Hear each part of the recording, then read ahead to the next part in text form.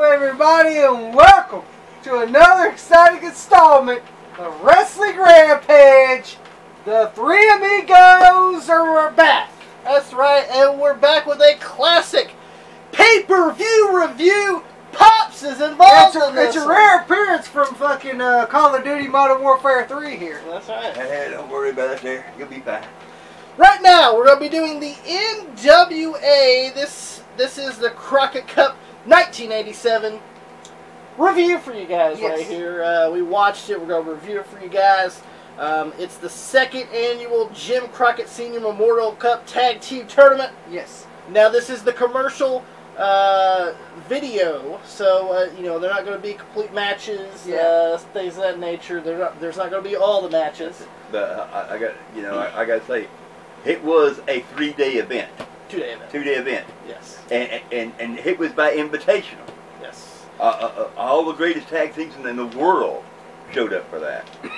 Although you're not going to see it because that weren't signed there. Yes. Though, Yeah. At the time. Yeah, but you're not gonna see it because April 10th and April 11th of 1987, Jim Crockett Promotions. We're at the Baltimore Arena in Baltimore, Maryland.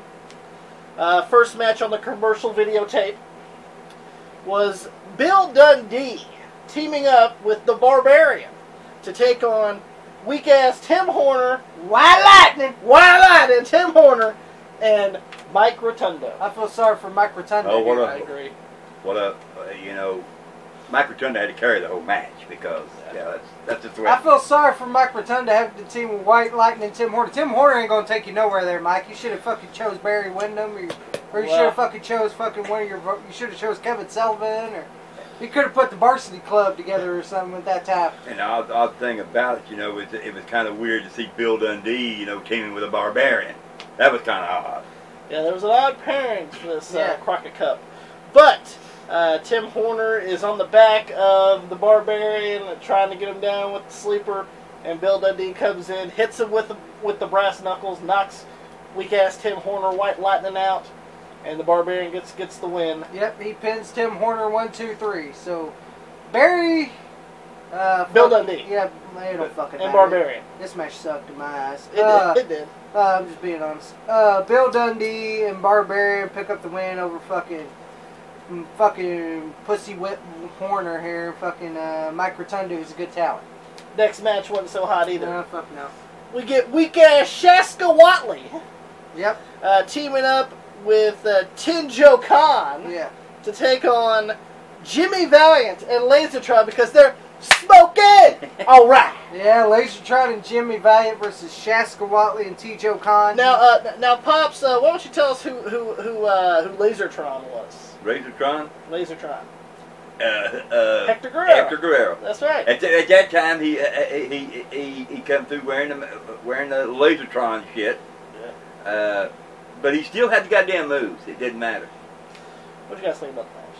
The match was shits, just like the first match. Pops, what do you think? I like the match. You like the match? As a matter of fact, I like all the matches on the card. But nonetheless, Cheska Watley starts running after Lasertron. Lasertron gives him the big boost over the top rope. Disqualification because in the NWA, over the top rope is a disqualification. Yes.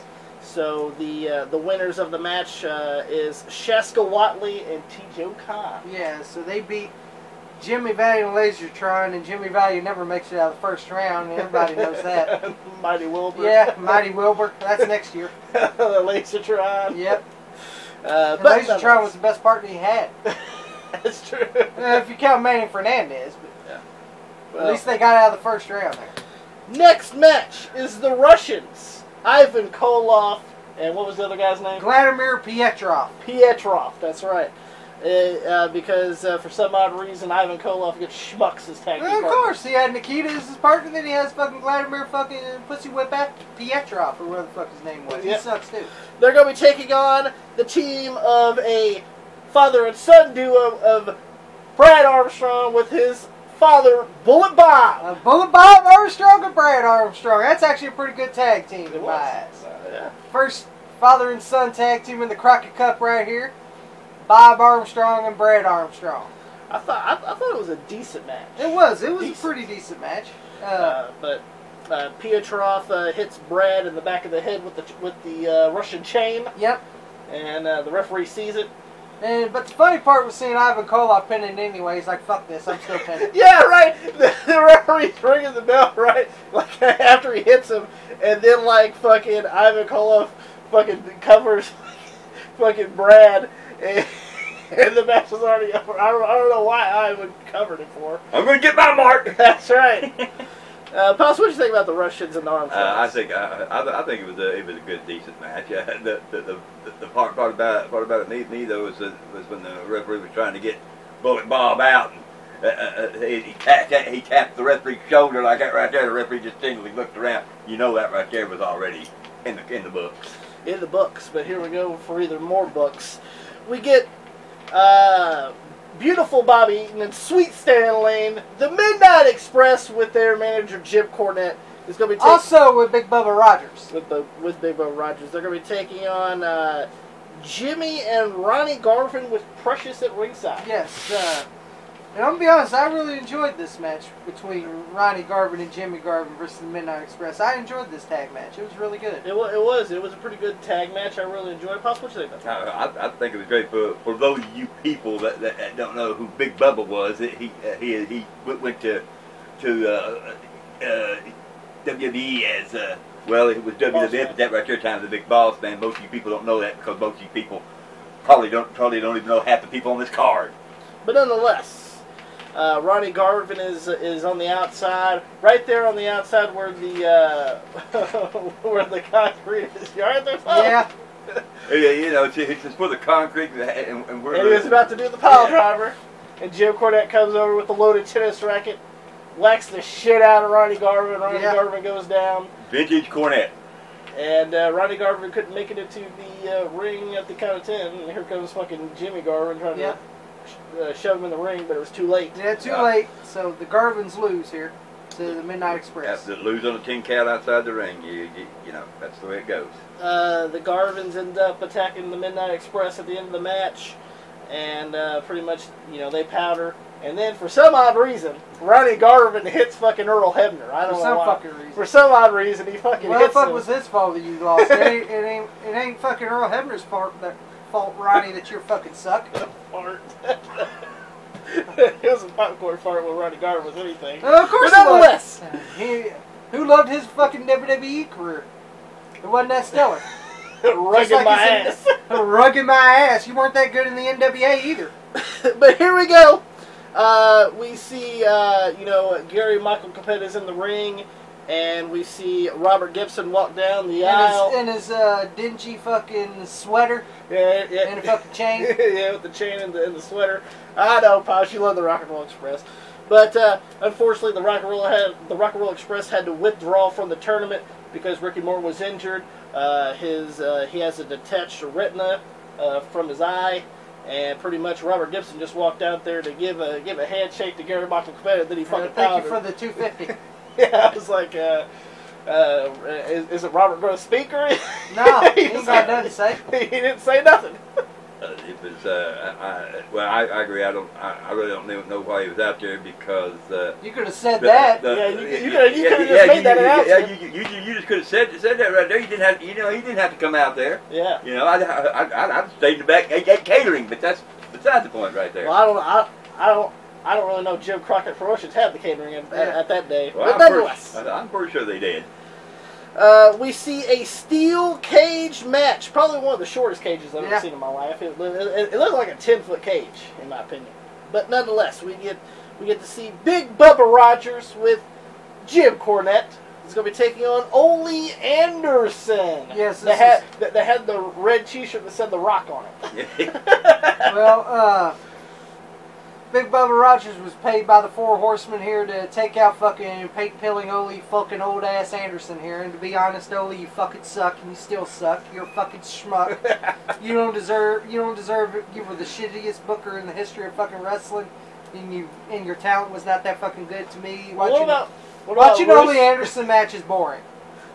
Nonetheless. I'm sorry. Now, Pals, what do you think about the match? I thought it was a good, decent match. Ole ended up getting busted open. Yeah, to be what it was. You know, not only that, but Big Bubba Rogers, Bossman, was only in the business for a few months at this point. Yeah, he was paid by the Four Horsemen to take care of Ole Anderson. Because Ole Anderson was kicked out. Yeah, he was kicked out for fucking paint-pilling Luger. Basically, what it was like Tommy says, it was a paid hit. Big Bubba got brought in to take out Ole Anderson. Well, he didn't do a good job because Ole Anderson does one of the shittiest pile drivers I've ever seen in my life. Yeah. Yes, Big Bubba lands on his belly. Yeah, Big Bubba Rogers lands on his belly. I was like, how the fuck do you do a pile driver and you land in the front? You know, it was a shitty pile. You know, in the pile drivers, you know, you're supposed to put your opponent's head in between your knees. Well, that pile driver wasn't even his knees. It was at his ankles. Well, and it was a shitty ass pile driver. I will agree with that.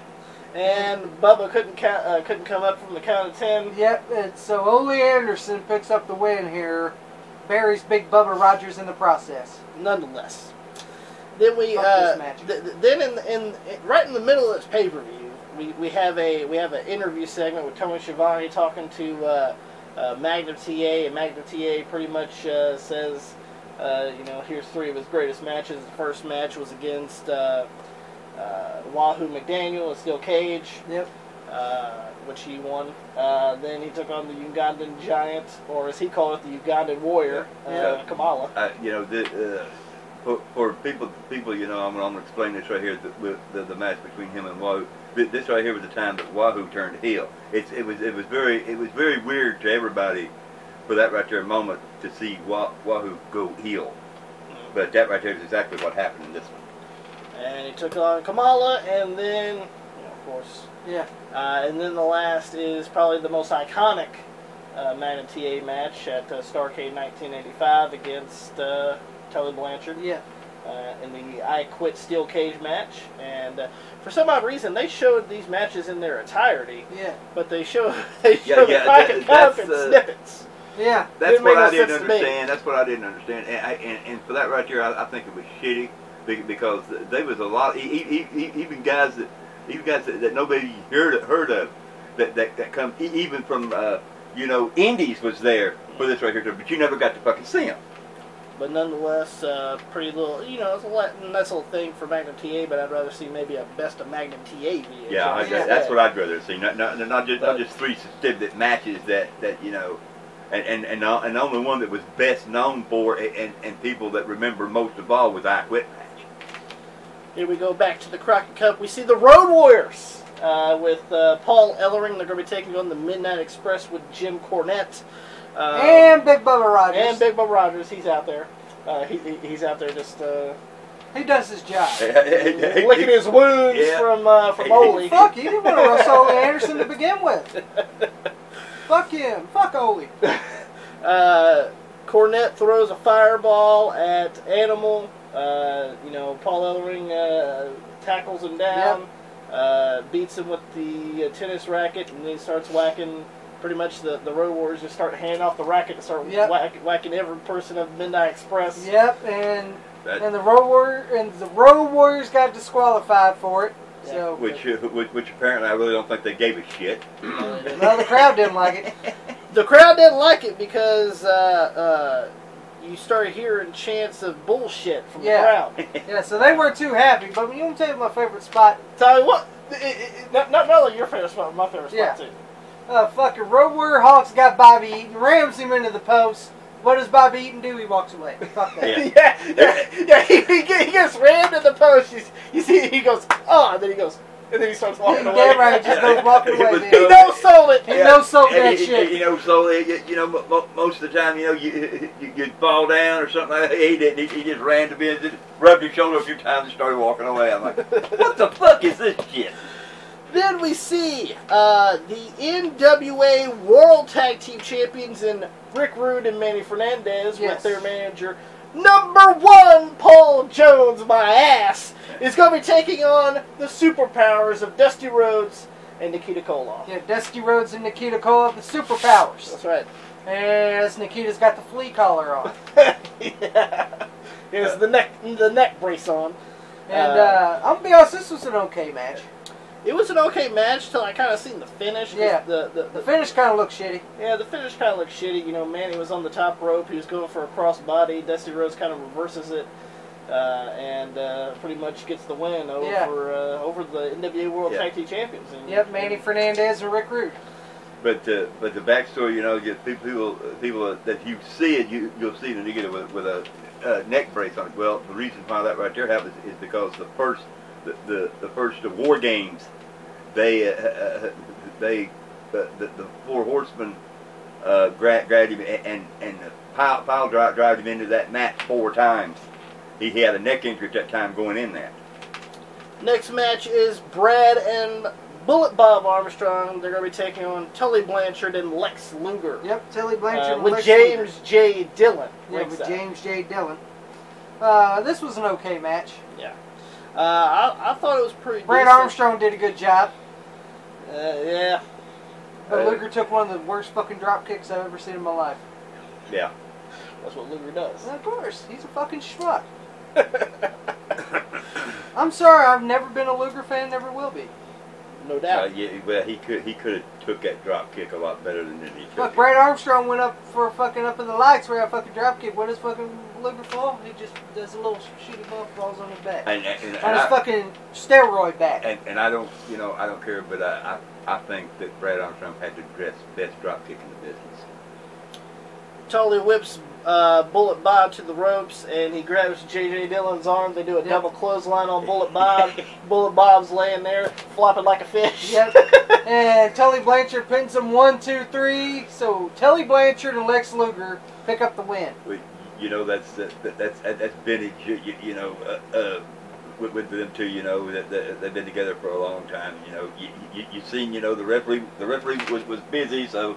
Yeah, busy with Luger and Brad. It was vintage. J.J. Dillon, always interfering.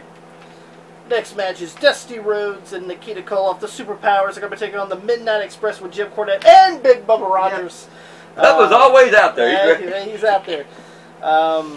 I thought this was a really good match. Yeah, it was. I thought, I thought Dusty and Nikita versus Midnight Express. I thought this was a really good match. It was way better than the match with Manny Fernandez and Rick Rude. Yeah, no doubt.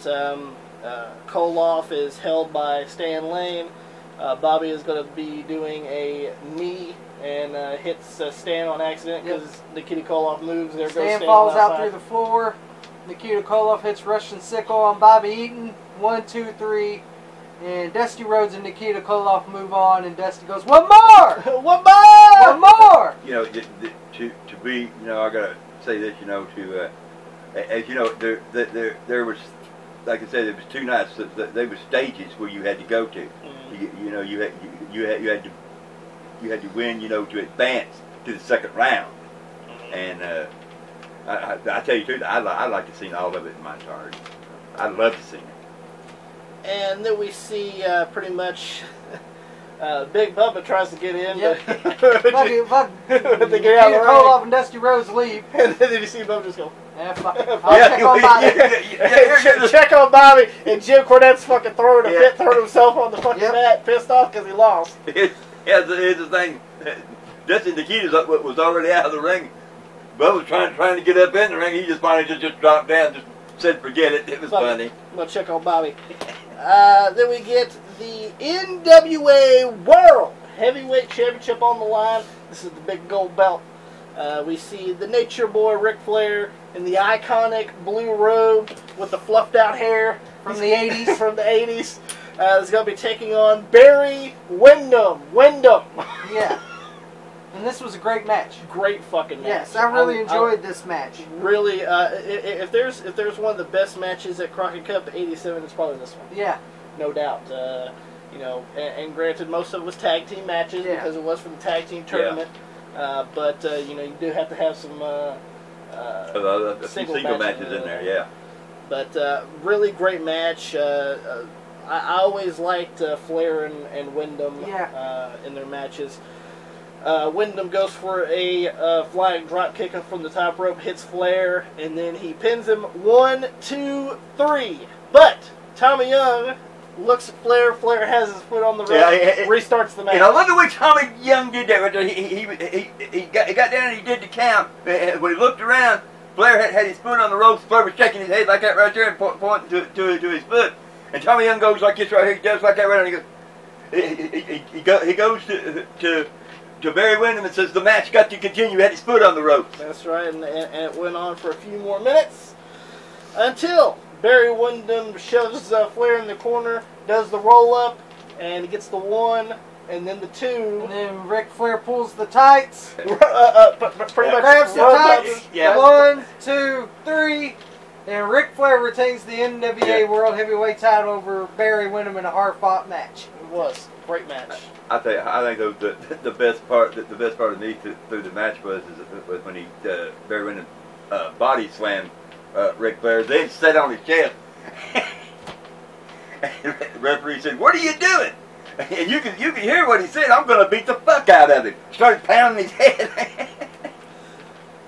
The main event right here. This is the finals for the Jim Crockett Senior Memorial Cup Tag Team Tournament. This is for the big trophy, the big cup trophy, and the $1 million. And the $1 million. That's right. Well, the $1 million check. Yeah, the $1 million check. That might be bouncing. You don't know. But here we go. It's the finals. We see Tully Blanchard and Lex Luger with James J. Dillon on the outside. They were taking on the superpowers of Dusty Rhodes and Nikita Koloff. This was an okay match. It was. I honestly, I would have. I mean, I understand what the whole premise was. I would have put Windham and Flair as the main event. I would have too. So. Yeah. Me too. But I can understand what it was all played out to be.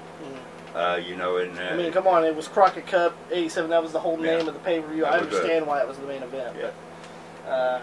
It was a good match. You know, I had no problem with the match. Dusty Rhodes comes out and hugs Magnum because Magnum was coming out there. As you guys know, he had the accident. Just to make people understand, this right here was no fake. I mean, he really did get in an accident, and it almost killed him.